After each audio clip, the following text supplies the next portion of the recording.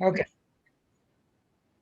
Hello, everybody. Rick DiClemente with Star Self and with Astrology Unplugged. And as I was saying, I almost didn't come to you tonight. I almost canceled because I've had computer problems all day, only to find out that the problems were not as bad as I thought. I had to spend all day trying to fix it. And what happened is there is a scam that I fell into by Best Buy's called Geek Squad.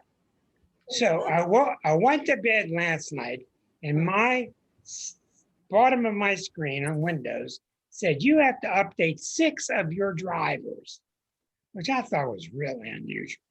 But it's coming from Windows. So I updated all 6.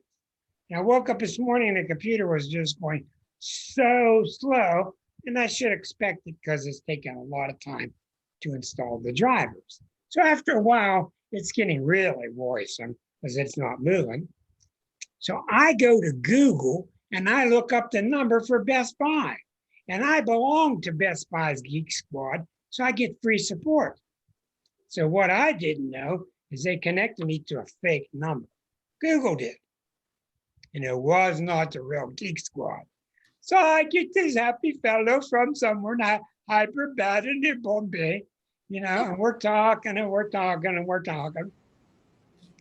And I've done a lot of computer software myself, so I know some stuff. Can I get access to your computer? Yes, sure, and I give him access. So he got access to my computer, and I'm watching him go by, and he's making all my files go from the bottom up, and they're looking at my files. I know the names of the file. They're all going on. This whole thing's hacked.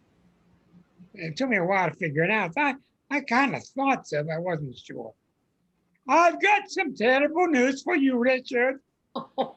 What's the terrible news, Richard? The terrible news is you've got tens of people all over the globe from different countries, all accessing your IP address. Oh, no. Why do they want my IP address? Well, I know you could just go in and change your IP address. He says, oh, no. These are permanent IP addresses by the government. You cannot change these things. Yours is permanent. Well, okay, all right. So I go with the fishing line, okay. What I got to do to fix this? Oh, okay. He's giving me a list of all these problems and all this. For the next 2 or 3 hours, the government will log in for you and fix most of the problems, no problem. Then you got these other pieces that cannot be fixed, and you must rent this certain hardware by Dell. You got to rent this certain hardware. Susan's over there.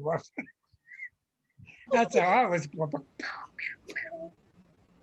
So you got to put a $1,900 deposit on this hardware, and then someone will come to your house and help you install it. Come to your house. And if Did you fall for that? Did you fall for it? It all gets installed for free. It all gets fixed for free. And if you return the equipment, you get your $1,900 back. Oh. So I said to him, how come a man with a Hindu accent is named Mike Wilson? Click, click on the phone. I called the bank. Everything was fine with the bank. Everything was fine with the computer. They just want you to give them that $1,900. So I was playing him along. I got him to the point where I said, okay, so I sent you this $1,900. You're going to fix everything. How would you like me to send that?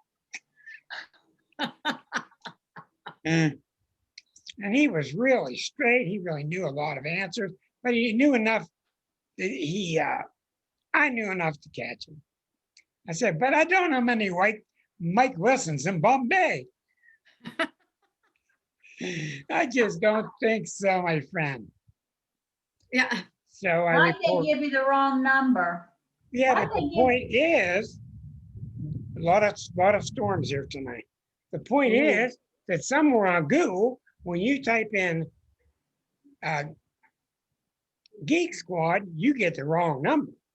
Yeah, And that's bad news. And they just change it all the time. That's what they do, sure. you know. But it was really something. I think we're living in the matrix already. We are in the matrix. You're right, Erica. And my part of the matrix is broken. Okay. Now that leads us tonight in the secret of astrology. And it doesn't look like many people want to know the secret because there's the same people. Okay, well, I'm going to just lay it on you real heavy and thick and show it to you because it really is. And it is the 12th harmonic. I'm going to talk to you about it tonight. All right. Back when I was a regular astrologer and I was reading charts and what planets are ruler of what house and what transit's going through here and all that, and then which sections of the chart are being activated by transits, I had a natural affinity and still do to watching the transits. While many other astrologers spend their time with progressions.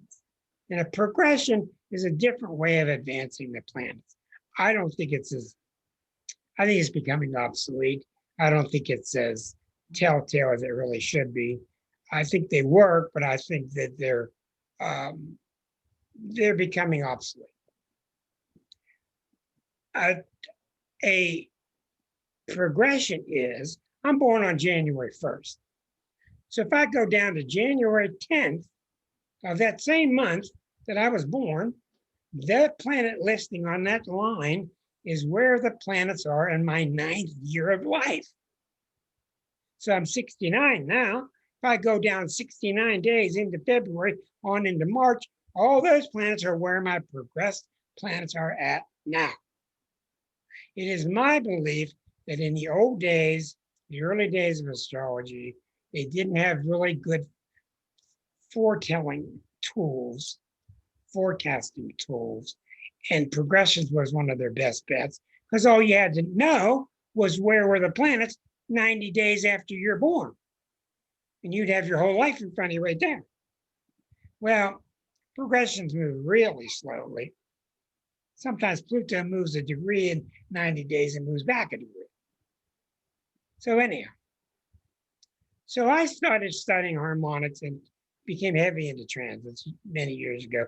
And I started studying harmonics about 30 years ago. And I used to do them by hand. Fortunately, Solar Fire does the harmonics for you within a second. Now, what a harmonic is, it's based upon a number. You can base it on any number you want. The first harmonic is the natal chart. All the planets multiplied by 1 puts them at the same place. I mainly use harmonics from 2 through 12, mainly the even numbers, because I don't find the odd numbers work very well. So I mainly use 6, 10, 12, 8, 4. I use about 5 of them because I get results. Now here's what a harmonic is. You'll see in my birth chart, yeah, tonight's the first night the cats are not locked out. Okay, in my birth chart, no, that's not the right one.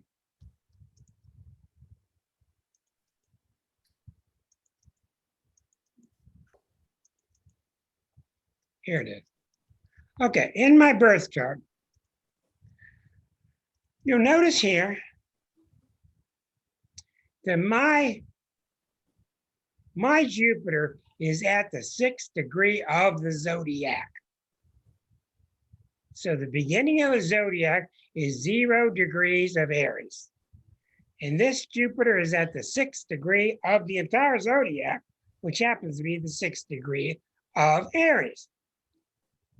When I want to look at a harmonic, I look at the harmonic number, and through numerology, in a large way, it tells me what I'm looking at. So when I look at the 4th harmonic, which is similar to the number 4 sign of the zodiac, Cancer, the 4th harmonic shows me a lot about people's emotional life. How are they emotionally? How have they been treated emotionally? I don't use it very much, but when I find somebody with some really unusual vibrations emotionally, I'll do the 4th. The main one I do is 12. 12 is the Pisces number, and I find it to be so incredibly powerful and so accurate that I keep using it over and over and over and over. Because the 12th sign is Pisces. Pisces is all about your past life, your transcendental self, the part of you that goes beyond this incarnation. That's why I use 12 so much. And I use 6. 6, I mainly use 6 and 12. 6 is the Virgo one. It's the one ruled by Chiron. I use it to find the destiny or your hero's journey. So I look at 1 to see your journey. What are your skills like? What are your abilities like? And I use 12 in a lot of ways about your spiritual path. It's going to get much more involved throughout the evening here tonight. 6 and 12. You can do 13, you can do 57. If you know what those numbers mean, there's a whole other field of harmonics in astrology that other people use that's completely different than how I use them. And they tell me that there's no way you can do what you're doing with them, Rick. And I say, well, how many charts have you done it with to see? None. I've done thousands of them. Okay. I look at the 5th harmonic to see how well you do with your 5th, Leo, with your singing, dancing on stage. I look at the 7th harmonic and I see a description of how you are with relationships. And I test it and test it and test it. I'm going to test it before I throw it out. Well, a lot of people I know want to throw it out just because they think it doesn't work. Well, I just have so much experience. I have no doubt whatsoever that it works. Okay, now they're not easy to read. They're complicated. They're very complex. But I'm going to show you some things that are going to blow your socks off today. We got a hand in here by Wellington. What's the difference then between the 6th and the 10th harmonic? The 6th harmonic is more like your Virgo skills. The 10th harmonic is where I look to see what Humpty Dumpty's up to. Is he staying on top or is he going to fall?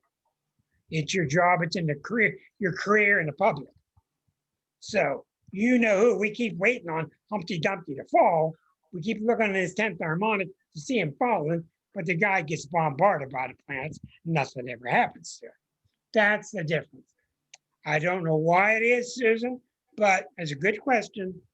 I don't know why it is, but the even numbered harmonics seem to be much more telling.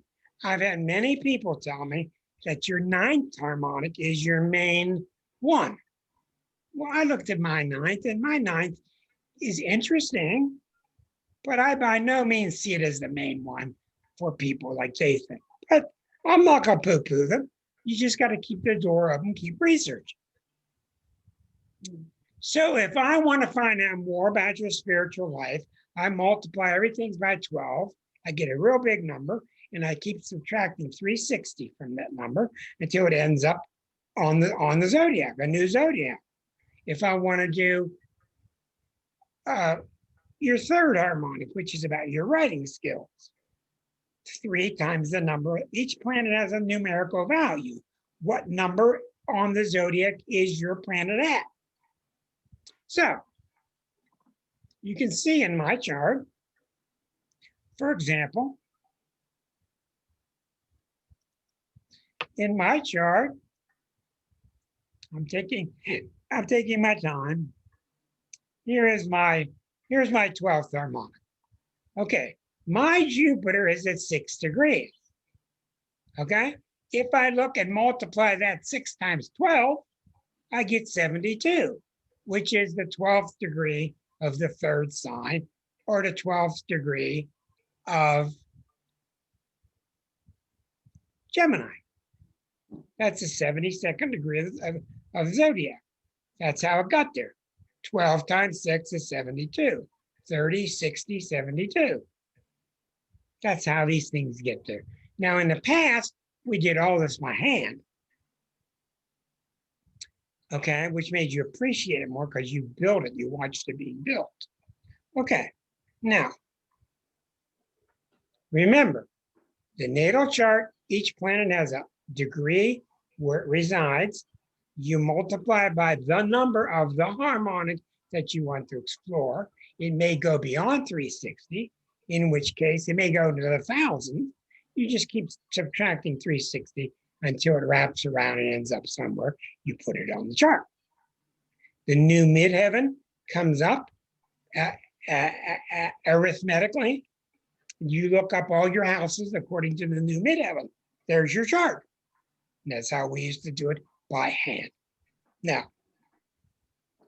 the world leading authority on harmonics now, and the one who started all this, John Addy, the Britishman, who's dead now, had no idea that you could look up these charts, that transits hit these charts, that planets in certain houses were meaningful, that planets, in other words, when you look at a harmonic chart, it acts just like a birth chart.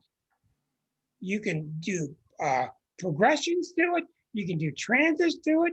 You certainly can do transits to it. And you can see activations in that area. For instance, if I look at Marcia, and I suspect Marcia's really, really creative, I may look at her fifth harmonic, which is your ability on stage, your ability to perform. So the computer multiplies all of her birth positions times 5, and I come up with a whole new chart. And the chart really tells me of the person's expressive qualities. You're going to see some famous people tonight with their fifth harmonic. When planets come by and hit that, they go on Broadway. They come off Broadway. They fall off the stage. Things happen. Things happen to your artistic career. They work. They're sensitive to transits. They work. The planet in the sign, now we got a planet in a completely different sign, completely different house that they tell us doesn't work, and it still works. So, for instance, if I'm looking at my third harmonic of my Jupiter is at 6, times 3 is 18. My third harmonic, Jupiter is at 18 degrees of Aries. That's all you do. Okay.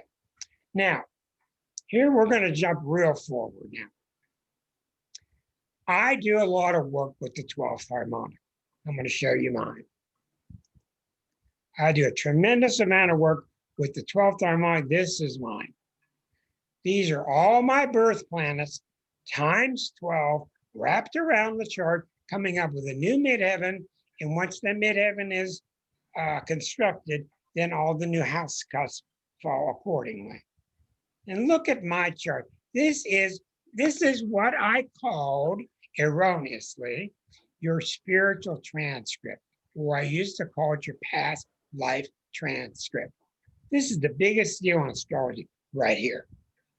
This is now called your spiritual transcript. It is your, you know how they say at the end of your life, you're at the end of in between lives, you're about to take a new life. You're sitting with your spirit guide. You're about to take a new life. You got all these different people around you that are going to play different roles, your mother, your father, your sister in your life, because what that's all about is you analyzing all your lives, what your spiritual lives like in general. That's what this chart is. It's a general reading of you generally through your many X amount of lifetimes. Did you work towards God? Did you avoid God? Did you try to get away from God? Because that's all there is, in my opinion. So we see in my chart, I got a tremendous amount of ninth house, third house, 4 planets, 3 planets. That's 7 planets. This is all about teaching, learning, teaching, learning, teaching, learning, going on the radio, getting on a platform, talking to people, et cetera, et cetera. So it makes a lot of sense to me. I think it makes sense. Then we see a huge T-square coming out of these 7 planets, that all go to Venus at 12 Pisces. So this planet has got tremendous power coming to it from 7 planets. And you look closely at the ones that are near 12. Pluto's at 14, Mars is 11, Jupiter's right at 12. So your real big ones here are Jupiter, Mars, Pluto, all feeding this Venus. Now, when I got a really powerful Venus in the 6th house of service to others, it can mean many things. This is where students quit, because you try to find the answer and you're not going to find the answer, because there are many answers. It means that there's a very strong sense of service to others. It means that when I don't feel like being of service to others, the universe doesn't care. It still slaps me until I do. You got a powerful T-square like that. It's just that simple. You're just going to keep serving people.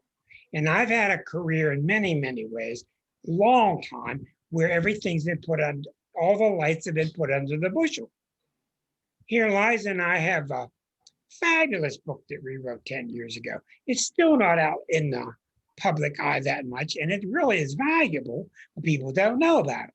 So there's a Pisces theme to my stuff of not being heard, of being hidden, of being in the clouds, not being able to get out there. I'm not going to get into why, but that theme is very prevalent. So every time a planet's gone by that 12-degree mark, every time something's gone by that mark, I told you the day Uranus went by, the day Uranus hit that point exactly was the first day I did a reading for somebody without a chart on that day. Okay. It can mean that I'm over worried about it, that I'm really trying too much. You see people are, hey, let me read your chart. Let me read your chart when they don't want one. So it means all kinds of things, but it's got to do with this tremendous sense of not only wanting to be of service, but pushing others to gain knowledge so they can be of service. So it's a real big, heavy dynamic. And it's a lifelong translation. You're not going to settle this in a couple of years. And the way you learn about this T-squared of Venus, stick with me now, it'll be worth it. The way you learn about this T-squared of Venus is you look and see what happens when planets go here. What happens when planets are here? What happens when planets are here? What happens when planets are here? Okay? That will teach you how sensitive that Venus is. It will help you get an idea what it means. Now, here's the really far out thing. This blew my mind recently.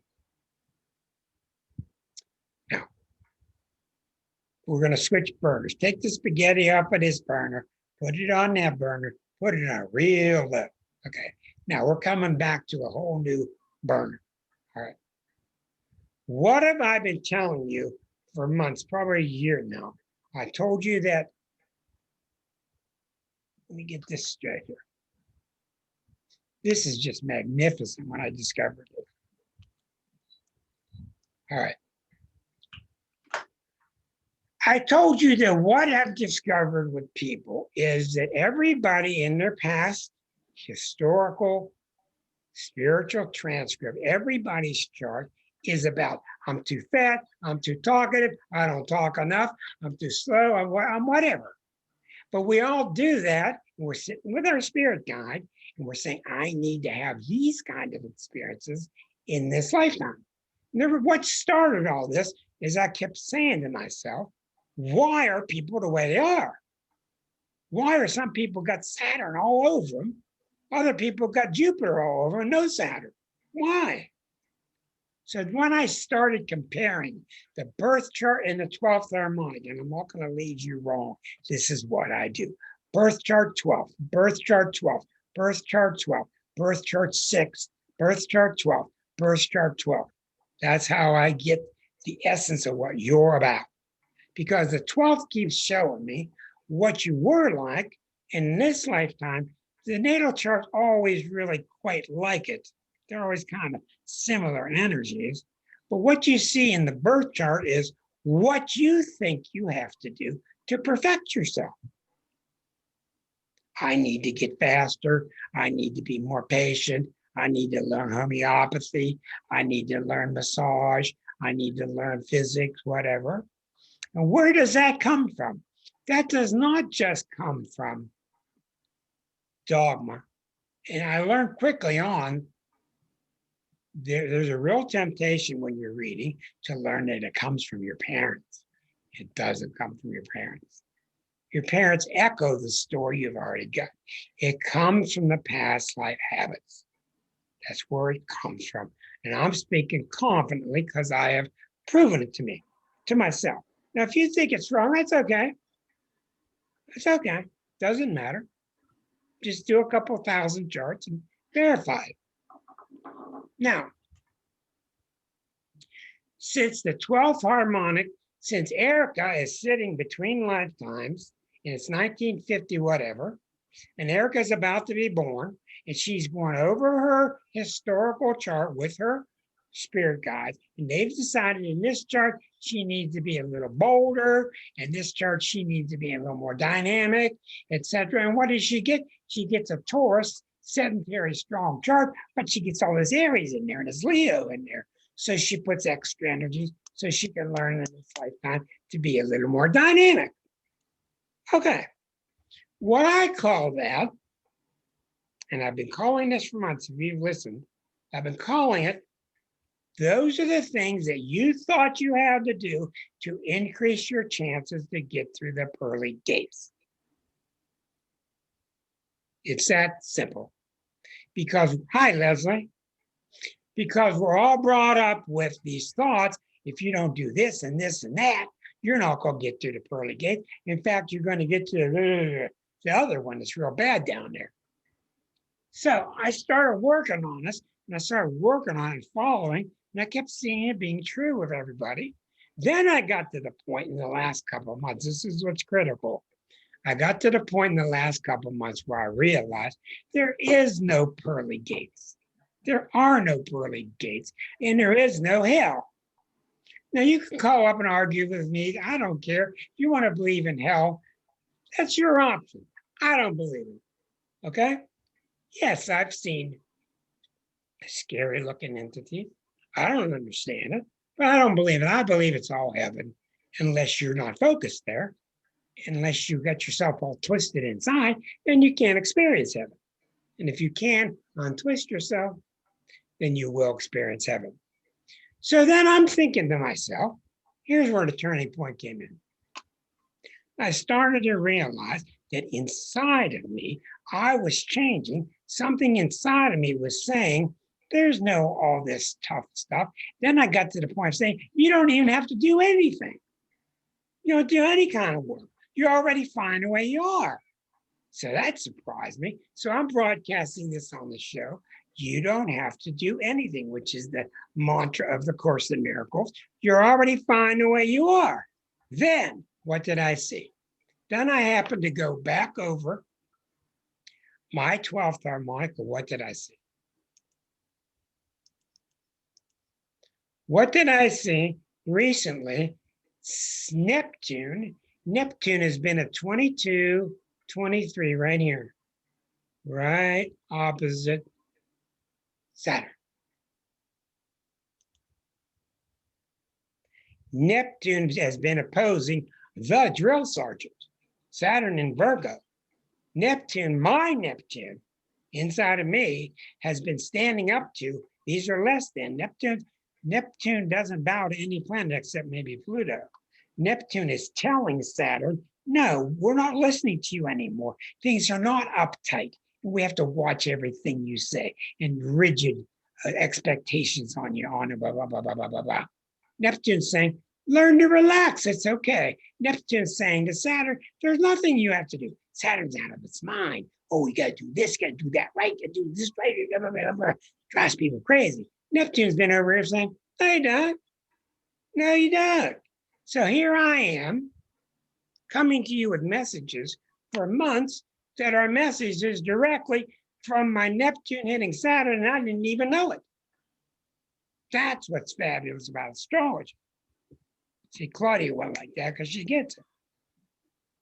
My Neptune, which is the voice of, hey, let it be, let it go. It's all okay. We can all go to the picnic. We can skinny dip. We can eat food, have a blast. Just do what we want to do, and it's all going to be okay. That's the voice of Neptune, even with your clothes on. It's hitting my Saturn, and my Saturn's been in charge for a long time. 69-year-old double Capricorn. Saturn's like, oh, you got just right. You just right. Marcia's over there laughing to herself. Oh, you got to do this right. Right. And my Saturn doesn't have any defense. Now, in the old days, the astrologer would teach them that Neptune is hitting your Saturn. Neptune is hitting your Saturn. Well, that really made a precarious situation, didn't it? Now, when I teach you, as Arroyo taught me, Neptune's coming out of me, it's facing the Saturn in me. It's starting to win that war inside of me, which gets projected out to you when I talk about it. And that's where I'm getting the certainty within me to say that you don't have to worry about it. Just let it be. Now, that Saturn is not going to fall down immediately. It's not going to even get hit till 2022. It's going to be around me for 2 years. So what you're going to start to see is a transition within me of my Saturn bowing out. And look what happens when the Saturn bows down. Watch this. This is fabulous, really. When the Saturn gets out of here, these lines disappear and these lines disappear. Saturn won't be as dominant. Then I want to have this really powerful 7-planet opposition all pouring through Venus, and I'll be able to say what I got to say and not worry about saying it perfectly, etc. Okay? But it was interesting to show, yes.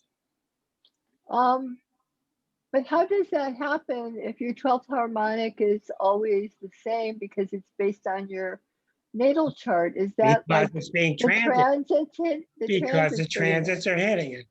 Okay, sorry, I just That's needed to okay. And check a lot that. of people tell me that transits don't work with the harmonic chart, and they're just wrong. They do. I'm living proof.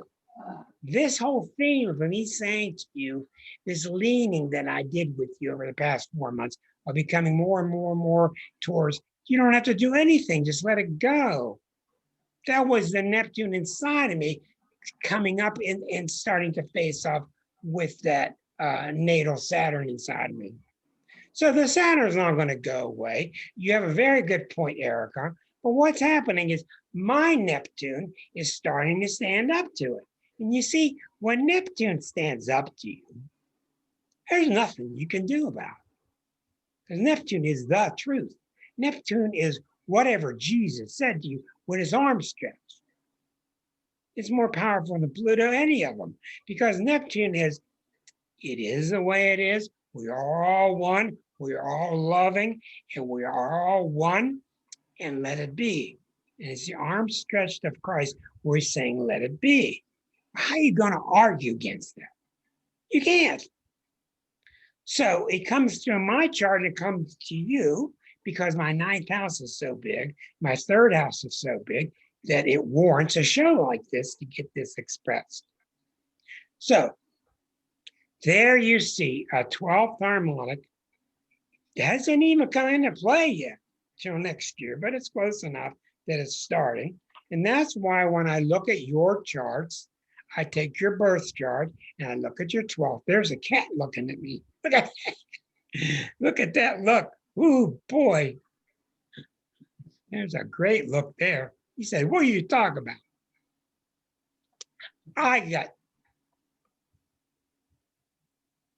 We got Stuart's ashes today. So it's been a sad day for us, but a good one now. He's back home. Why are the houses in the harmonics based on the MC and not the ace? It's not true. The harmonics are based on both. All houses are derivatives of where you calculate the midheaven. All astrology, you calculate the midheaven first, then you look up the other 11 houses, the other 10 houses, even whether it's a natal or whether it's harmonic. That answer you, Ray.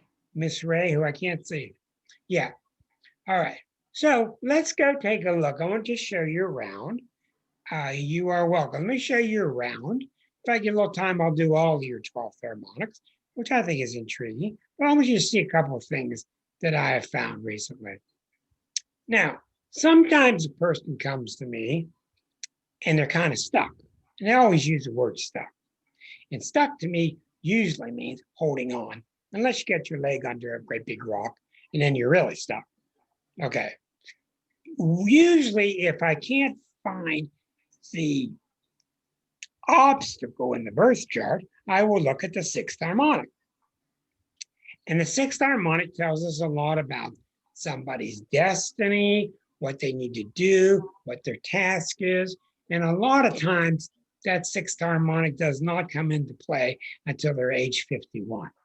And the reason for that is the 6th harmonic is the Virgo harmonic ruled by Chiron, which takes 51 years to return. And when Chiron returns at age 51, look at all your lives at age 51, 52. All of you had big turning points or setbacks at age 51 that had to do with things that were kind of crosses to bear all your life until age 51. For instance, a lot of people think God doesn't listen to me. In age 51, you finally learn, well, I'm the one that's not listening. It's not God. Then you start listening and things go forward. So the 6th harmonic can be very helpful to learn about a person being stuck or not. So in this chart, let me look at some of the charts I brought up for you. Is this Liza's? No, that's your 12th. Liza has a really strong 12th and 6th too. Here's Liza's 12th harmonic. Okay. Liza has a very big, in her natal chart, she has a very big Pluto, Neptune. You can see in the 12th harmonic, she's got Pluto and Neptune at the top of the chart in Scorpio. The top of the chart's really powerful because it's what calls you. It's very public. Is you standing on top of the world. Everybody's taking your picture. You in the newspaper. Well, when you've got the 12th harmonic, you've got a history of many lifetimes with these two planets at the top. It means to me that she's worked with very profound issues all her life, and they're in Scorpio. And what did she just retire from? Social work hospice. That certainly is very Plutonian, helping people get over to the other side. Okay, you also notice in this chart, you got the moon at 18, Mars at 16, Saturn at 26, 2 planets here. So you got 5 planets in one T-square. Okay, and where is Pluto? Where are Pluto and Eris right now? They're right here opposite. They're right here. Pluto is here, right opposite that point. Eris is at this point, making a square. So both the heavy planets are hitting these 2 planets, very heavy. And so what's happening with her, with Jupiter in the 6th house, what's happening with her, and we knew what happened, we knew she was not going to get a long respite, a long honeymoon from retirement. She's up and working already on all kinds of new, very exciting projects that really utilize her advanced mind, her advanced knowledge. So you can look at the 6th harmonic. When you look at the natal and showing you nothing, look at the 6th harmonic, you can see the timing of when these parts of you are coming out. The 6th harmonic is kind of like an aptitude test. What would you be good at? And I've also noticed the sign that's at the top is really, really important. It has to do with the tenor, the quality of the work you're going to do. What's the feel of that work? And we see in her, we don't have the 12th here. Let me put the 12th up. In her chart, I got to get her chart. Let me.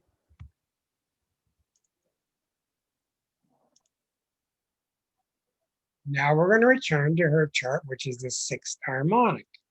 So this is it. This is the 6th.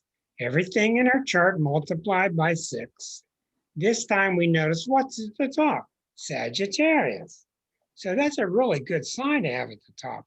That means you're cause-oriented. You're treating education with great sincerity. It also could mean that her work would tie in with the university or high school, but it's got high idealism. That's why the archer, the Sagittarian archer, he's got the bow drawn and he's got the arrow up because he's idealistic. No one's more idealistic than the Aquarians. So you see in her 9th house, she's got Jupiter, Mercury. So she's attacking these high activities with great intelligence, reading, studying. Well, what's down here? Look at this T-square, this huge T-square to Pluto, Neptune, Venus in the 5th house. So she's got great passion. Once again, we borrowed that Pluto, Neptune from the 12th harmonic, and we put Venus in there.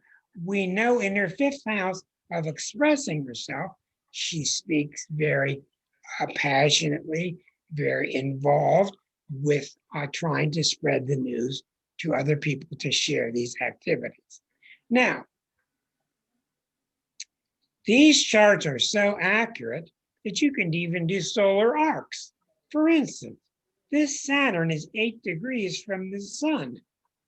So a solar arc means move every planet 1 degree per year of life. So I will tell you that around age 8, if I sat with her and inquired about it, around age 8, Saturn hit the sun. So that means that in terms of her going forward, the 6th harmonic, Saturn hit her sun, something happened to stop her. Something happened to slow her down. And with Saturn retrograde, it commonly is the father. Not always, but these are things you can follow up on. But anyhow, the point is that if I can't find the answers in her natal chart as to why she's stuck, I can look at the 6th harmonic. Now, what you saw with me was my 12th harmonic is being accessed and addressed. The 12th harmonic are the ankle chains. When you can't get something fixed in your life, you struggle with it all your life. It's not in the birth chart. It's in the 12th harmonic. And when transits hit that 12th, like what's Neptune do? Neptune is acidic. It makes things dissolve. So that Saturn, which has been so much like many chains around my ankles for so long, now it's getting hit by Neptune and the acid is starting to erode those chains. So I see this a lot of times with people. She's just not going to stop bugging you. It's simple. Okay. So you can oftentimes see people graduating from their restrictions. All right, let me just show you a couple more. Then I'm going to look at all of your 12th harmonics for you. All right, let's show the people what couple I came up with. I did Joni Mitchell today, and I was interested in her 5th harmonic. And I don't use 5 much, but 5 very much has to do with your artistic ability. And just take a look at what you're going to see. It's just mind-blowing. Here's her 5th. All right, Joni Mitchell's 5th. We got to get it on your screen. Here it is. Okay, take a look at Pluto opposite Chiron, up and down the middle. You got a grand cross going right along with the 4 angles. Neptune, Jupiter, Pluto, Chiron. The woman is a Scorpio, and she's got the moon in Cancer in this area in her natal chart. Look how powerful this is. Neptune opposite Jupiter, which is somebody reaching from the heavens, reaching to the heavens as they write. The muse is just working right through her. Look at the bottom, Pluto opposite Chiron, and she's a Scorpio. Okay, that's all about her music having punch and power on purpose. Look how intriguing. And then she's got 1, 2, 3 planets heavily deposited in the middle of the 8th house. The 8th house is really a heavy house. That's where you jump into the abyss. You jump into the esoteric, and you research. You jump in and see what it's like. The occult. So you see, with her 5th harmonic, she's got this incredible liveliness that comes from the moon next to Uranus, which you can see in her songs, so many of her songs. And I guarantee you, if you watch certain planets through the 60s and 70s, go over these planets, you'll see the age of her being a folk singer. Then it got a little bit further along. She became more rock oriented, more rock and roll, and more jazzier. Then it got more advanced and she became really jazzy in her Hey Gira Time and Mingus albums. So it's intriguing to see how these planets work because they work in the harmonics. Let me move on. Let's take a look at Shakespeare. Shakespeare's 5th harmonic, okay? 5th. They said he's responsible for 10% of the English dictionary. 10% of all words came from him. That's pretty heavy. That's a pretty prolific Taurus in my book. Look at the book sitting between the sun and moon. Oh, we don't want to put that on our charts. What's sitting between the sun and moon? Eris. 2 degrees, 4 degrees. You think that means nothing? You think he was an Arisian in the sign of Scorpio?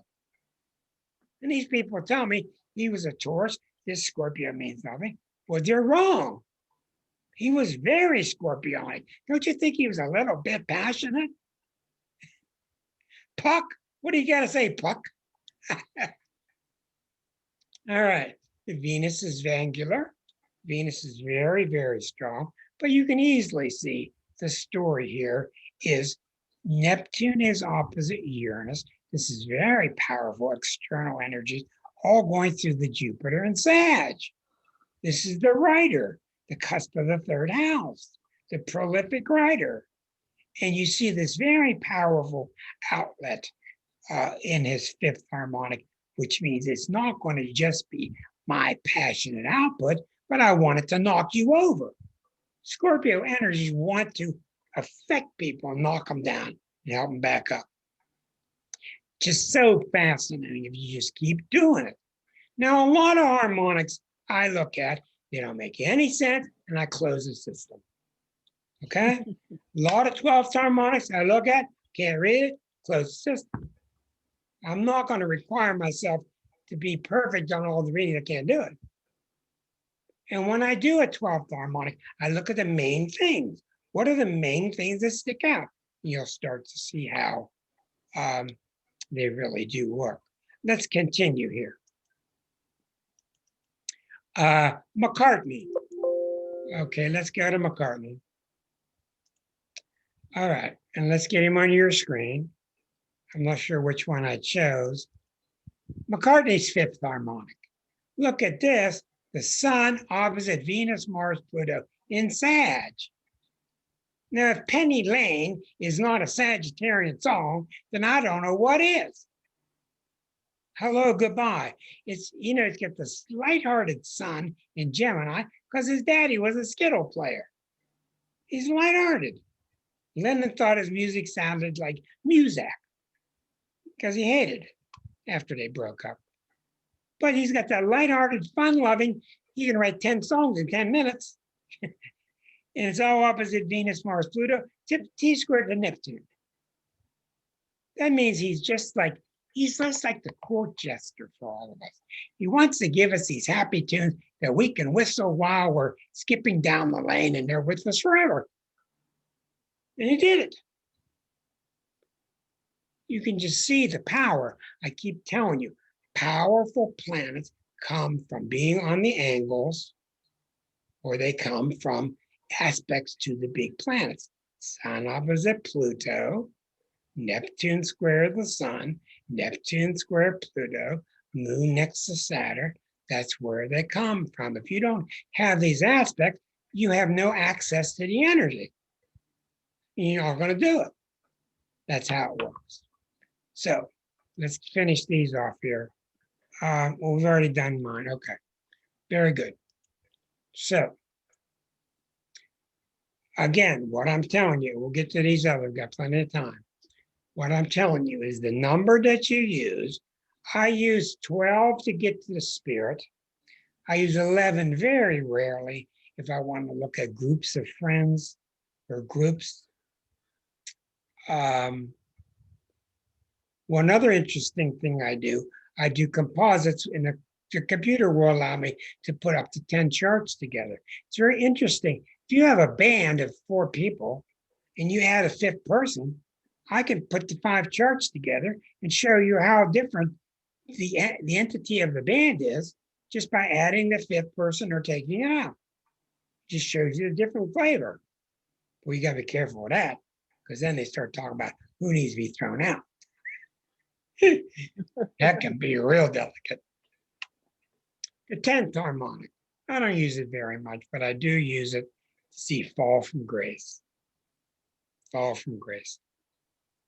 The 9th harmonic, I don't use it that much, and people tell me it's the main one, and I just don't see it. It's supposed to be your philosophical one, and I remain open and I'll keep exploring it. The 8th harmonic, like Scorpio, I used 8th harmonic to see if you're messing around with power. Okay? Abusing power, sexual abuse, any kind of power. I use it on countries. The 8th harmonic is very, very telling and can be very nasty. It shows how you're using your conjunction of your power with others. 7th harmonic, I don't use much at all. Tells me a little bit about how you relate to people. 6th harmonic, I told you I use it a lot. It's my 2nd most important. 5th, you've seen tonight. 4th, I look at now and then. If I sense some emotional peculiarity, I can't quite figure out what the emotional thing's about. Sometimes the 4th harmonic will tell me. The 3rd harmonic, I only use lightly when I see somebody that I think is going to write a book or they're going to publish something. And it really helps me see what the subject will be and when it'll happen. And it usually does. So, mark my word, I've looked at Liza's ahead of time. She's never talked about writing a book. I could see in her 3rd harmonic. Clearly, she's going to. It's going to be really good. It's happening pretty darn soon. And it's going to have some very high level Virgo traits to it, which means helpful to people to utilize. 2nd harmonic, I never use it. I guess it's about your money. I'm not sure. I've never seen anything from it. So let's just stop there for a moment. We're going to do all you folks, the 12th harmonic at least quickly, if you would like to. And I will give you a heads up on what that means. But you've done very well to stick up with a very difficult subject. It's very technical. Once you do it a lot, you kind of get used to it. But believe me, it's very, very telling. So before I switch to your own people, do you have any questions? Ray says this is great. Erica says what? I'll get to you next, Susan. Erica's online. So the 12th harmonic is your spiritual side, but is it also your past life? Or you said it used to be your past life, but it's not thought of in that way anymore? When I initially talked about it, I made the mistake of calling it the past life.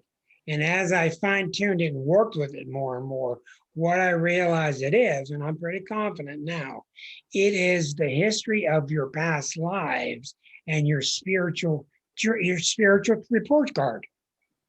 It's like your spiritual, okay. it's like So your it is spiritual still final past exam. lives. Yeah. It tells me of all these lifetimes, what have you been doing spiritually? And I don't want to see it as you failed to get to God or you've done good to get to God. What it shows me is what you've been thinking you need But to how do. does how does that relate to the way you are spiritually now, though? Also, Well, I think or it's is it I only think the way I you think you're were? I think you're right. I think it's very much very much a statement of how you are spiritually. Okay, I'm just Yes, trying to understand it since you're putting all this work into doing them for us all. I want to make sure I know because you yeah, said it's complicated. It is complicated it is. because it No, covers so I did many a I did a multidimensional. I did a lovely young lady, really lovely young lady yesterday.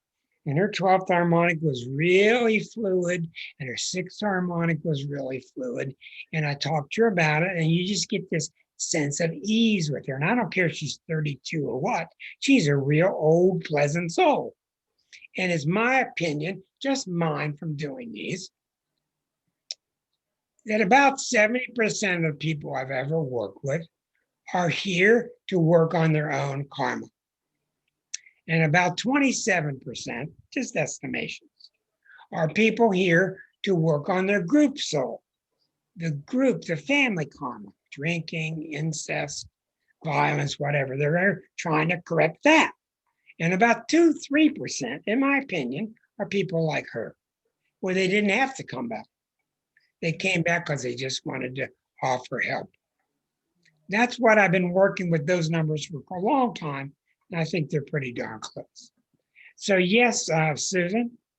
Thank You you. mentioned the third house or the third harmonic indicates if someone's going to write a book. What would you see in the third harmonic to Well, I indicate? see in the third harmonic, I see rich, robust planets that want to express themselves. If I see a bunch of nothing there and Saturn there, the person's not going to write. If I see a lot of Virgo there, they're going to write technical books. If I see a bunch of Pluto there, they might write mystery books, etc. It just gives you hints to that part of you.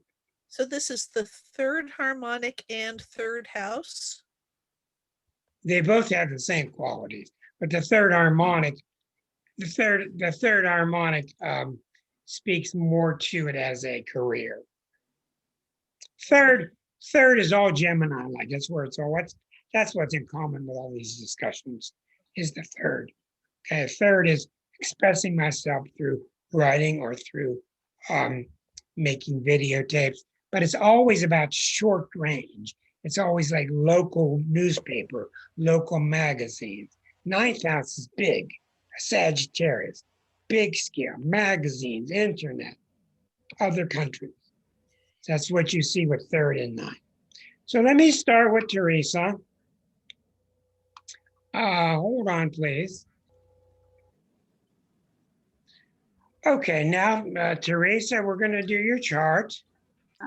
Now, keep in mind now, this is a very difficult chart to do.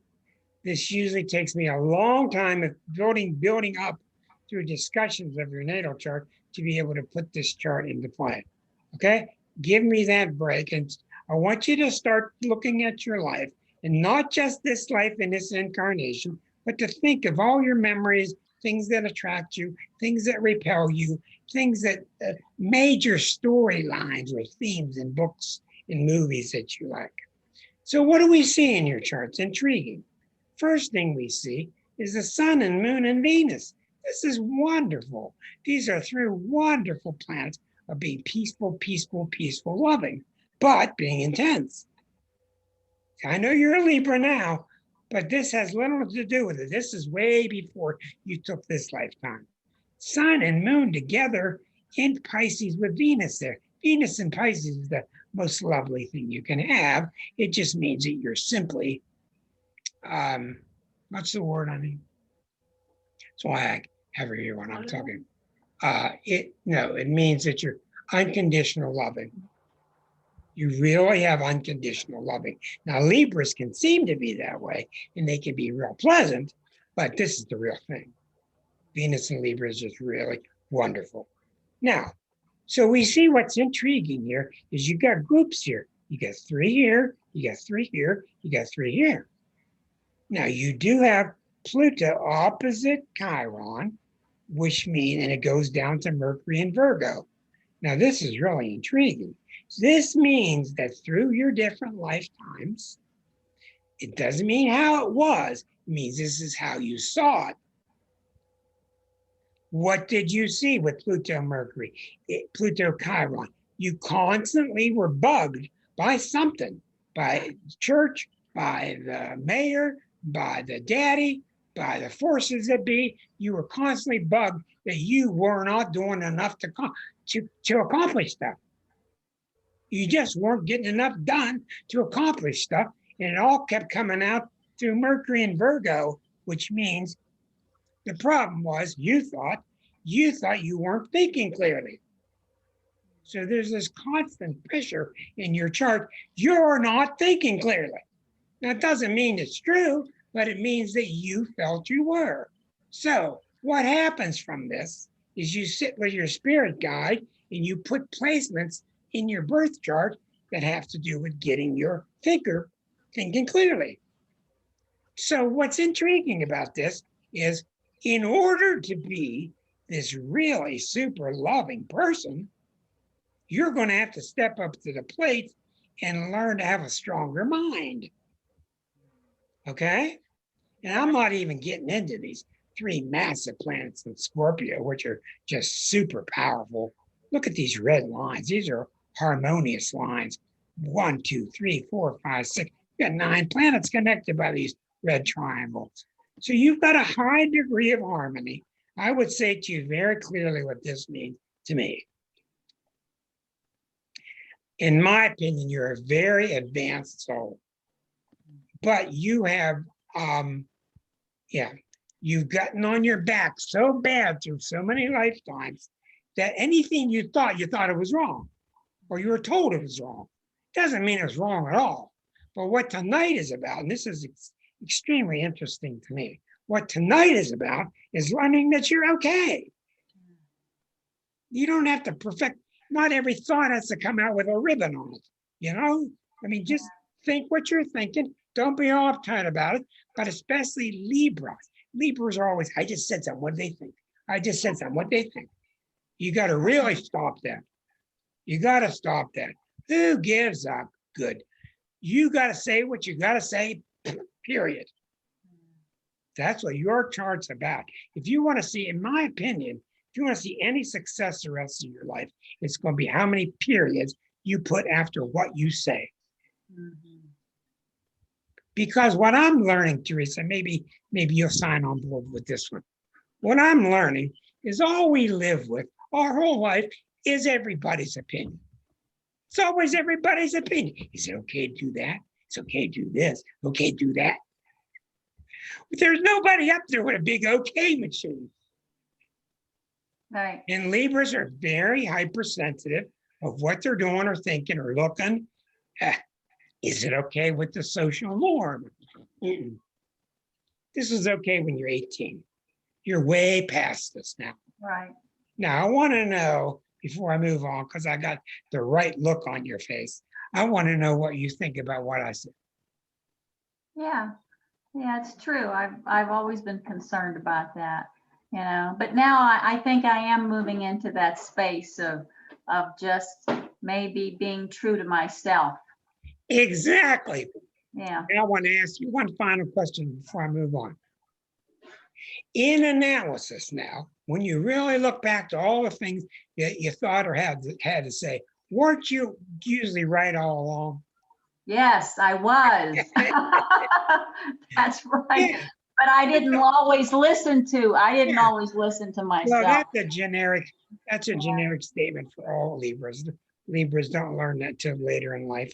But when they're early in life, they just are all upset about getting a partner's opinion. Anyhow, I think this is wonderful for you. I think it's terrific. And I hate to keep it real light, but that's all I can do in a few minutes. Yeah. Thank you. I'm gonna move to Leslie. Thanks. You are welcome. Leslie, hold on for one moment, please. Back. Okay, here's Leslie's 12th harmonic. Becoming my best friend is the pausing this recording. Okay, here's Leslie's 12th harmonic. Do you notice right away you got a grand cross? 2 planets, 2 planets, 1 planet, 3 planets. Okay, you got 3 planets together here. Now the planets in the houses make sense too. They tell me they don't, but they do. Transits over here, transits over there, they work. These charts are sensitive to everything astrological. Now, what do we see here? We got a Mars at 27. It's opposite 25. This tells me that you've always been rather restless. I've never known that. This is like impatient, get things done. I've always noticed you to be very patient, or maybe I'm wrong. This is a generic impatience. Venus opposite the moon is a very lovely emotional nature. You just like people. You're very motherly and warm to your friends. You're very stable and consistent, as Aquarians are, very good friends. This is marvelous here. Pluto, Jupiter, Mercury, and Uranus, 4 planets in Pisces. I've always known you to be very gentle and loving, and we see that these 3 are really close together, and they're all trine to the planets up here. So we see, what do we see here? What's looking to me like a T-square, a bucket pattern to Venus. But this could also be a bucket pattern to these 2. I'm not real sure. Right now, Pluto is at 25 here, not hitting anything. Neptune's at 21. Okay, so this is huge now. Okay, let me get the other one, 13. Neptune's at 21. So Neptune is going to start to go over this planet the next 2 years. And when it goes over that planet, what that's going to do to you is this. There's a part of you that works spiritually by trying to grab it, trying to get it. Which is very natural. This has come about through many lifetimes. It's shifting now. It's going to shift more and more to allowing yourself to receive it instead of going to get it. I got a smile on her face. Yeah, I mean, you know me, you know where I am.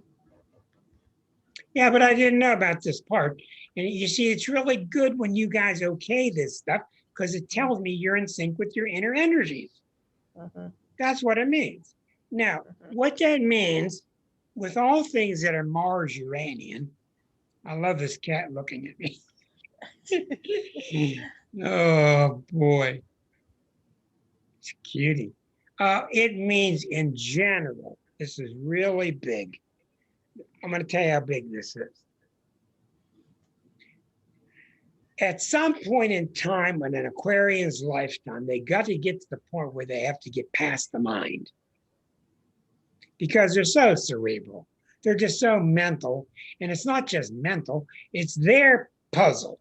It's their puzzle piece. And they've been building this thing for a long time. That's why they don't listen to other people much, because they've been spending so much time on their own. A long time. Well, when Neptune's involved like it is now, what's going to happen? You're going to start to see that you can't do certain things with certain pieces anymore until you just let it go. And it starts to come to you. And what's interesting about that is you'll start to find that what's coming to you is going to be better than anything you could have thought of anyway.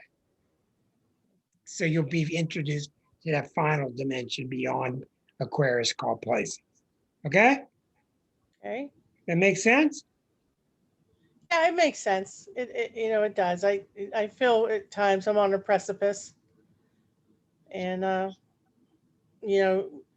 and maybe change is what I need, and maybe I should not be directing it as much as receiving it. Well, the whole thing I say there is it's not possible to direct. And what I would question is you thinking that you ever have directed it. Examine things that you think you directed and then ask yourself seriously, did I really direct it or did it just happen? Yeah. That's what I would do. Thank you, Leslie. Let me Thank move you. on. Let me move on to Kathy. Okay, we're back with Kathy Yeah. Frame's 12th harmonic, which looks something like this. Okay, Kathy is a Virgo. We notice in this chart, 4 planets in Scorpio. A T-squared to Eris. The sun is in Taurus. So we see that all these lifetimes, she took upon herself to be like this. And when she took this new lifetime, she decided she needed some extra Virgo qualities. So what was it about this lifetime? What I do when I read a natal chart is I look and I see what are the unusual parts. And then I ask myself, when I go to the 12th, what led to them having these unusual parts in their birth chart? What caused it? Well, what do we see here? We see a very strong Neptune. This is somebody that's non-Virgoan. This is somebody who's almost cocky about their philosophical perception. She knows how she feels. Where is she? Where do I see her? There she is. She knows what she thinks about religion. She knows what she thinks about philosophy. And you're not going to argue with her very much because she got the Leo there. She just knows how she feels. Okay? Now, I don't know if it's right or wrong, but that's how she is. Now, in the past life, we see an awful lot of passion in this woman that she kept buried. Now, I'm with you, Kathy. I got the same thing. I can't tell you how many times I finished second. She got a lot of Jupiter and a lot of Chiron and a lot of Moon. These are passions and they're buried in the 12th house, which means that during these lifetimes, you were taught or you were convinced that it wasn't okay to express all these really passionate feelings. Mhm. Is that true? Mhm. Where did it come? Yeah. Where did it come from? I've noticed it particularly being a woman, being in a man's world, Yeah, where it was really hard to express my opinion. yeah, certainly. Now let's go beyond men. Where else did it come from? It may have been something from my, oh, well, I can remember being told, oh, you don't really think that, when I was a little girl. Boy, is that insulting, huh? Yeah. Okay, so whatever it is, you can see that you take those prompts and you influence your birth chart. And what we see in the birth chart, we have to see a lot of, in the birth chart, a lot of forces that try to prop you up. And in this lifetime, you tried to prop yourself up that what I think and what I believe is fine. How's that worked out for you? You know, in the last couple of years, I am finding myself much more comfortable with what I believe. Very good. And I'm learning that I don't always have to express it, that I can be okay within myself with it. That's exactly right. And I want to say this to all of you. In the collective, this is happening big scale now, huge scale with Eris and women coming out and speaking out, and the African Americans speaking out, and even the Trump people speaking out. Everybody's just feeling like they've been left behind. They got to speak out now. So this energy is immense right now. So the whole point with you is you're exactly right. Keep at it. And don't let that Virgo get in there. The Virgo should be helping you do a spreadsheet, whether it's 0.2 or 0.25. Right. Okay, that's its place. But it's not, it shouldn't be involved within the being. Okay? You get Right. this, you look nice, you go out.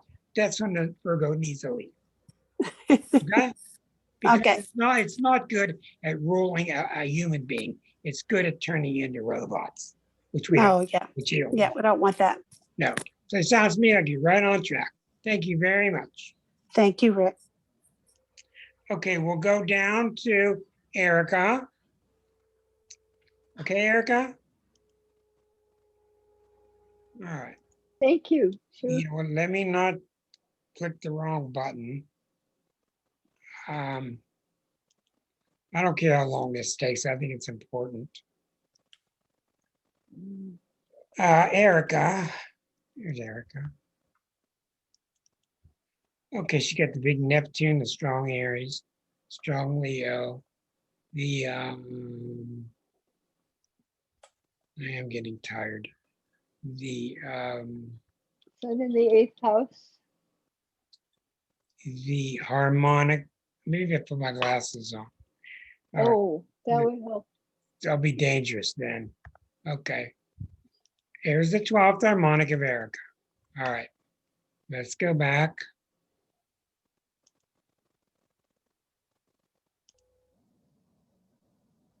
Okay. Sorry, you got the message here. Now we're going to take a look at Susan's chart. Good.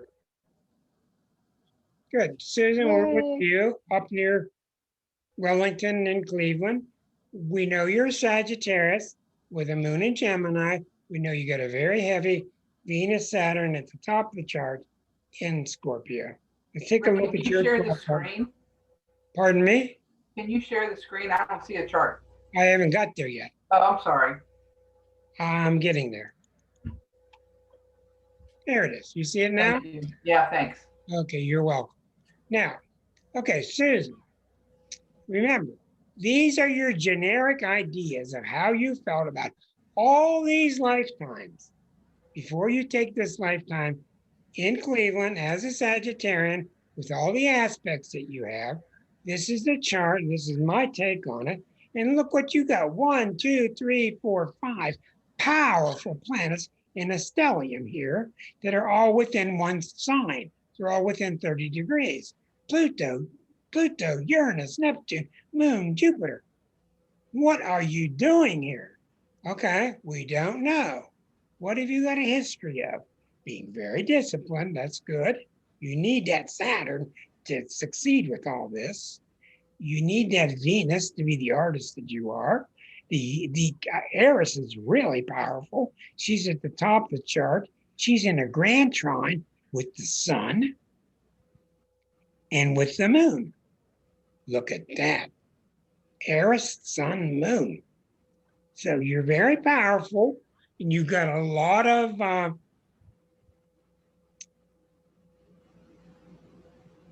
bullets in your gun. You got a lot of potential firepower if you want it. So what do we see here? We see in this lifetime the square to Mars. So this chart to me is very simple. Okay, this is very simple to me. Maybe it's not to you, but to me, you came into this lifetime with so much power. And I don't have any idea what you thought you had to do to contain it. To contain it, to channel it. What did you do around people that were weaker? What did you do around people that were stronger? But you're just a powerhouse, a mentality. I watched you draw, and when you're drawing, it's just pouring out of you. Okay, so the idea is to let this stuff keep pouring out, but what did you do with all this in the natal chart? What did you do? You sent it all through Venus, Saturn at the top of the chart. You sent it all through Venus and Saturn conjunction in Scorpio, which means you tried to be very controlled of how all that artistic brush went. Okay?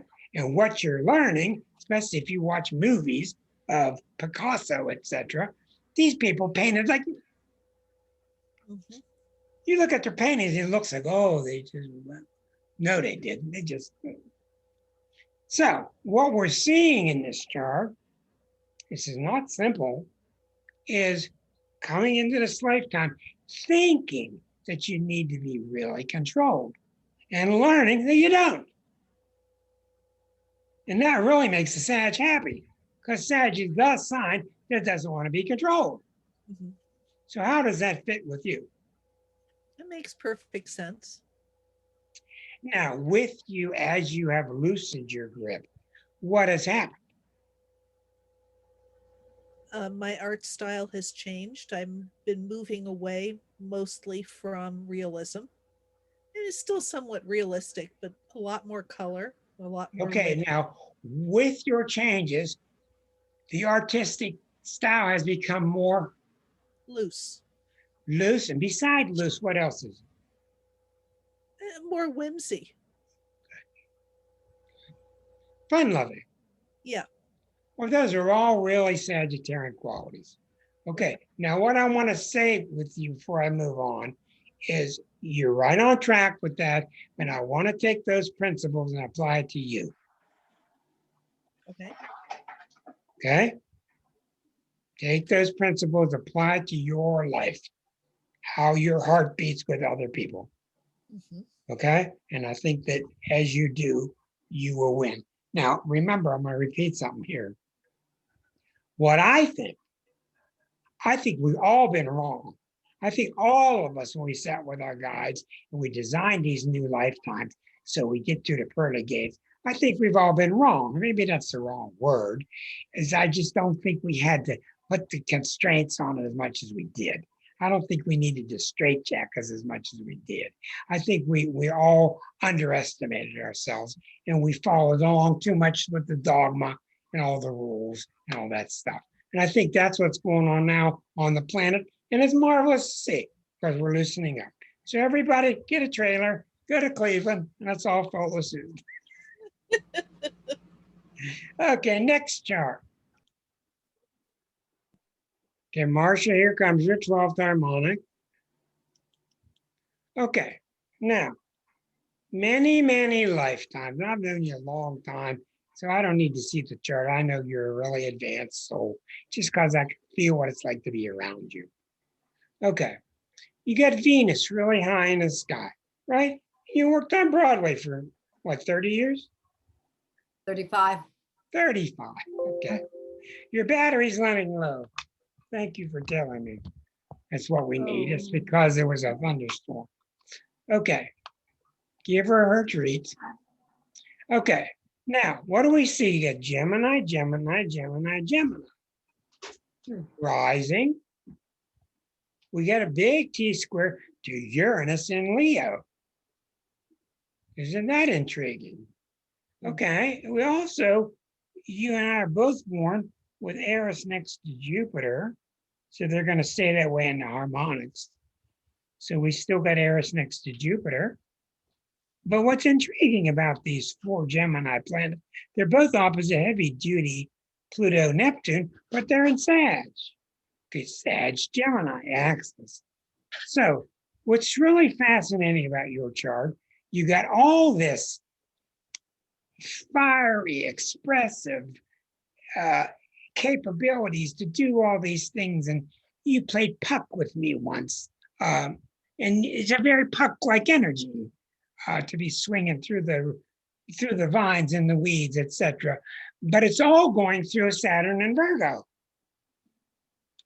Now, isn't that intriguing? You've got all this tremendous flighty energy going through a Saturn and Virgo. This is what you had. And you got another one, which is this powerful energy going through a Uranus and Leo. So this one's saying, you got something to say it. This one's saying, I'm not sure. I don't want you to say it. Let's think about it. Long, hard time before you say it. Say it, don't say it. Say it, don't say it. Say it. So what do you think, bud? Oh, yeah.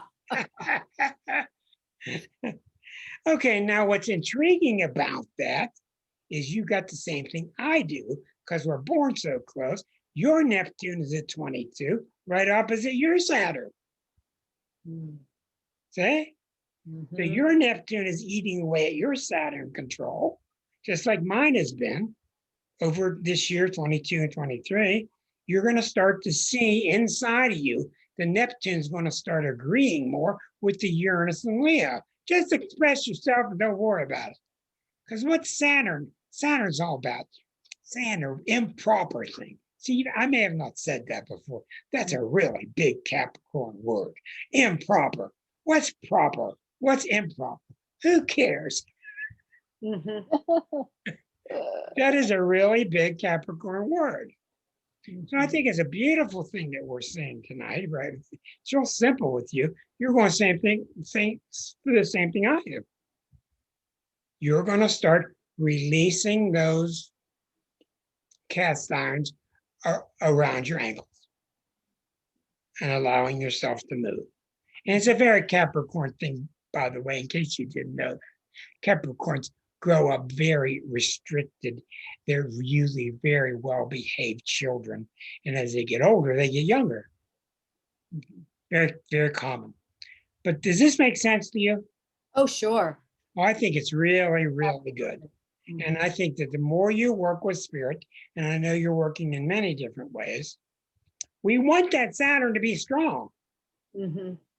You know, we wanted a homeopath to be a real strong and Saturn and Virgo thing, because that's a real homeopathic symbol. But we don't want you all uptight as you're trying to screw the lid on, you know. So I'm not concerned about you one bit. I think it's really marvelous. It's a good combination. And also, as the Neptune keeps working on that Saturn, you may find changes with your osteo, with the bones, with the following areas of the body: the kneecaps, the joints, the teeth, and the skin. There'll be a lightening of that, Yes. the lighter energy. Yeah, it's just like you just won't be as much Saturn's trying to congeal it, make it congeal. Neptune is more, just let it be, it'll be all right what it is. Yeah. It'd be a nice puddle. But they're really at odds, okay? Thank you, Rick. You are certainly welcome. Now let me go through my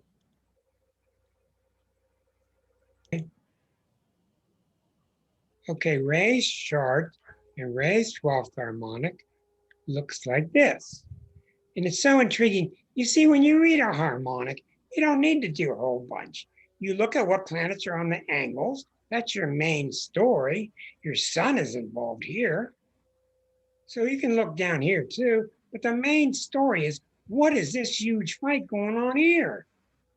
This woman took these two planets on, has been taking these two planets on for years and years and lifetimes. Pluto, Mercury, Moon. Okay, what that means is, we'll get Eris in here in a minute. Is that right though? Because it has the wrong birth date. I was born in 75. Oh, I'm sorry. I got the wrong chart. Different Ray.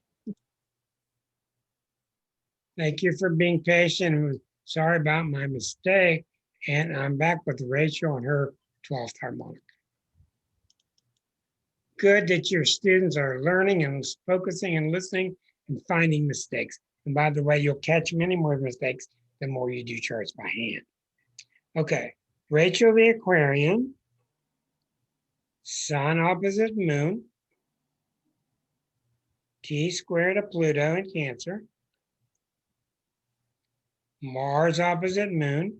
So the Moon is really dealing with the Sun and Mars.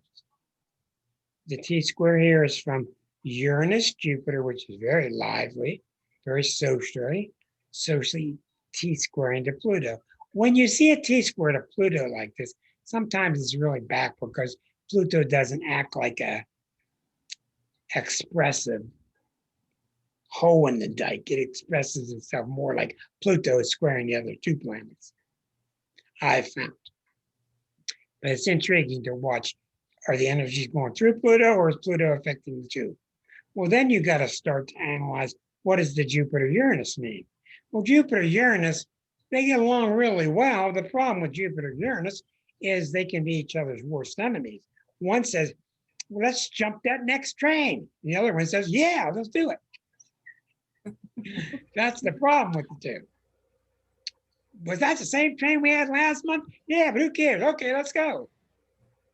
All right, well, you got that kind of energy, that really wild, let's do it, freedom loving, caring very much about freedom, being free, and Pluto's square to it. So Pluto's trying to harness that energy into collective power. You do have Pisces midheaven. You got Mercury, Venus here. So the question I have is, we know in the birth chart, you got Saturn rising in Cancer here. So you put Saturn in Cancer in the first house in the birth chart to offset Saturn on the nadir. The Saturn's within 1 degree of being on the nadir. That's very similar to having Saturn rising in Cancer, because this is the 4th house, which contains the moon. So we understand again this theory from the past life of controlling the emotions. We don't know where it came from, but there's this theme that in this lifetime, I really got to control them.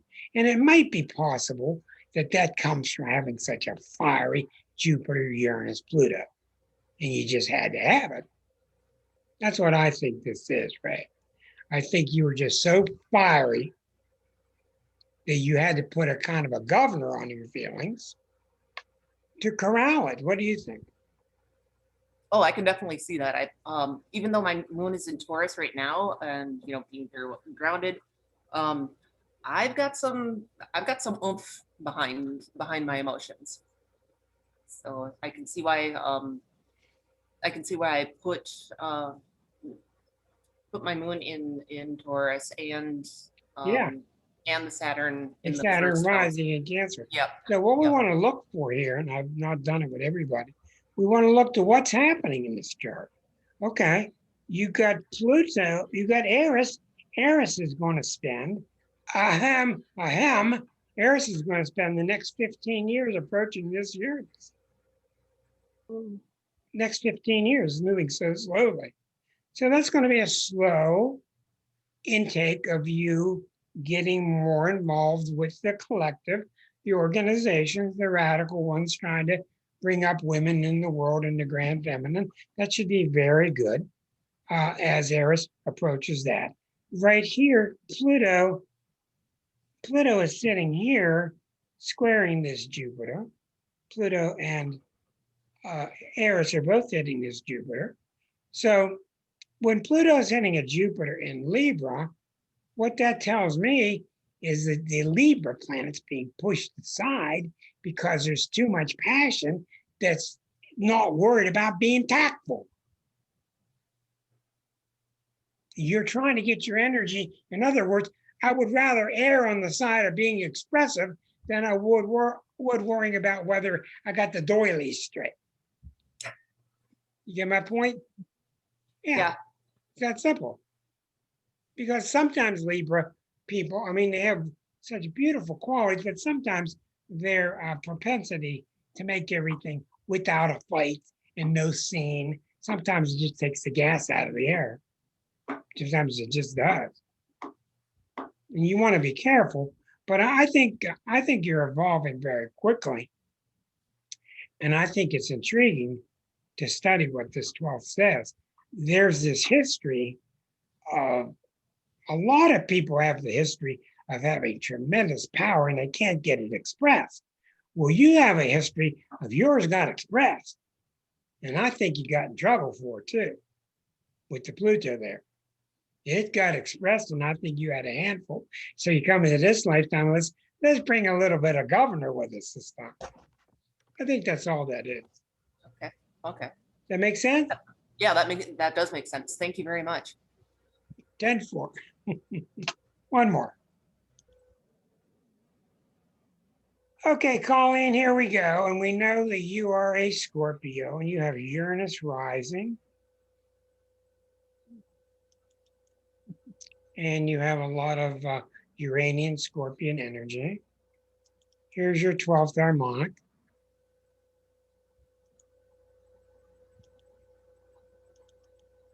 Okay. So we know you have a lot of passionate energy, very strong, tremendous amount of healing ability with great big Uranus opposite Chiron right across your ascendant. Tremendous healing ability. There's no doubt in my mind. I don't even need to look for it. You've had lifetime after lifetime after lifetime of being a healer of some kind. You've just got too much power there. Okay, so you come into this lifetime being a great big healer. And what did you do? You put Neptune right next to your sun, and you put Uranus on your ascendant. So in this chart, you got Sun opposite Saturn. Thank God it's 8 degrees away. It's not retrograde. This is a weak Saturn, but still it's opposite your Sun. And then you got Pluto opposite the same Saturn, and all this T-square goes to Chiron and Aries. Well, this is fascinating without even looking at the moon Venus in Scorpio. What this is somebody who has been carrying the weight of the world on their shoulders for many lifetimes. I don't know why, you just felt you had to. A little bit of martyrdom. And what did you do with all this energy?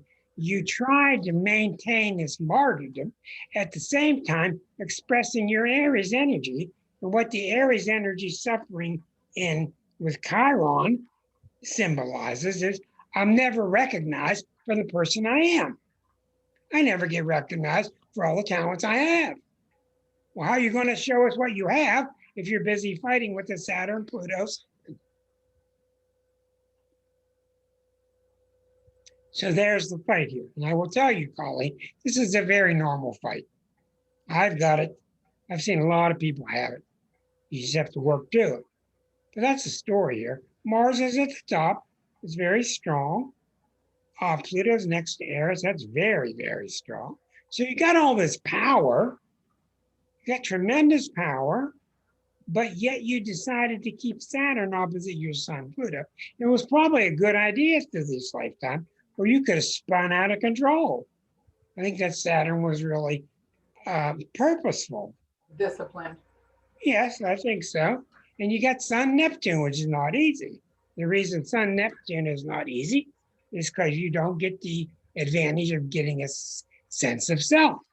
You always get a sense of selflessness. And you just have to learn about that through your ego, non-ego travails. Now, what's going on in the chart? Pluto is just passed here. I don't know what it did to you in the past 3 years, but I think I know. There was no picnic. Pluto went over that area. And Eris is sitting at 24 of Aries. So Eris is sitting on this Chiron. Eris is sitting on this Chiron, and it's saying what? So I think I got this clear. Aries, your Chiron in Aries is your wound. And the wound in Aries is, how come I'm not noticed for who I am? I can do all these things. I don't get noticed for the individual that I am. Why do you always look around me? You don't notice me. The answer is with Chiron, you haven't been noticing yourself. That's how Chiron works. You haven't been noticing yourself. Once you start noticing yourself, then other people will too. So that's part one. Part two of your chart is this. There's a lot of powerful people in this ensemble we have here. This is a very powerful chart. And you got very powerful healing abilities. The answer to your chart, without a doubt, is Neptune. And I'm going to tell you again what that means. We've talked about this many times. If you think you're going to solve this problem by yourself, well, then good luck. And leave me some notes on how you did it. Because you're not going to solve it by yourself. You're going to solve it by giving it to Neptune. You got a very powerful chart, but what I think is happening in your chart is saying, look, this is one of your final lifetimes, and this stuff about you being Colleen has got to go. I'll recognize you as an individual, but I'm not going to recognize you as Colleen. I'm going to recognize you as another one of God's fingers, God's hands. That's what your chart is about. And I've watched you. You go towards being very selfless, then you come out and you get real excited about where Colleen is done, and it goes back and forth. Okay, that's fine, that's normal, but it's a time now where the planets are on you, where you need to start to surrender. Does that make sense to you? And yes, it does, especially this situation forced me to do that. Well, it's not easy, but the great thing about this, without being a preacher, the great thing is when you give it up, you will get your answer. You will get your solution. Period. You just will. Mhm. Okay? Yep, thank you. Any questions in the future? Call me, we'll talk about it. Thank I'm you. good, thank you. Yes, you're welcome. Thank you. And thank you, Claudia, for being patient. Let's pause this. Okay, back to Claudia's final chart, the 12th harmonic. Claudia is a Leo. I want to take this time especially to thank the very patient YouTubers who have stuck with us. And if you want to join us anytime live, just join us 8 o'clock Eastern on Thursdays for free. And type in Astrology Unplugged to Google and you will get your free pass. Now we look at Claudia, who's a very gentle Leo. She's got this Neptune in her chart. She's got the smoothness in her chart. She's very capable. And we go 1, 2, 3 and see 3 planets in Gemini all across the 4th house. We see the Pisces rising right across from Sun, Saturn. So we have to go right away and circle these 2 planets and these 2 planets. What is Mars doing with the moon next to Pluto? And the sun is next to Saturn. So we see a history of her being in groups, being kind of radical, not too bad because it's in Capricorn, but she's certainly forward thinking. She's really trusted in her groups. She's also seen as very disciplined, follows the rules. Okay. She even subjugates her own Leo sun to this Saturn, which is incredible, pretty interesting. And it squares the Pluto. Boy, if these things aren't hard to read, I don't know what they are. Okay. You've got this social self that has earned and is capable of being very responsible with the people around you, with your customers, with the public, etc. You're right on the edge of being a little bit too wild, but not too wild. But yet down here, we see this stirring volcano that somebody's always stirring this volcano inside of you. And it keeps bubbling up and then you put it back down. It keeps bubbling up. You're not sure what to do with it, but it keeps bubbling up. Well, what does all this stuff in the 4th house mean? When the 4th house is activated like this, it means you don't want a home with mud and bricks. You want a home with air and swinging and vines. You want one that's airy and loose, big windows. You're moving like Tarzan through the jungle, not one that's all like a hobbit. So you really need that. So these qualities up here tend to push you towards using bricks and mortar, and these qualities don't want it. What's that say to you?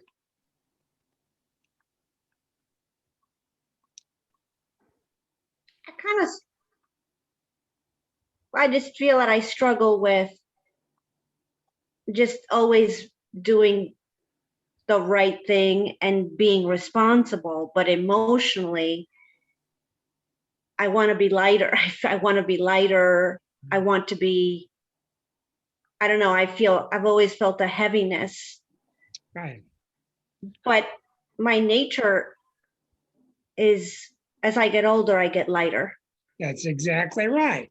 Now, let me ask you something.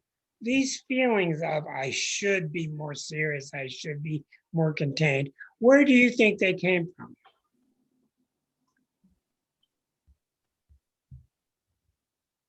I don't know if you, the person that played the role of my parents. That's common. Yeah, yeah. And I mean, but just Now at such a remember, young age. remember, you hired them. Yeah. Okay, what did you hire them to do?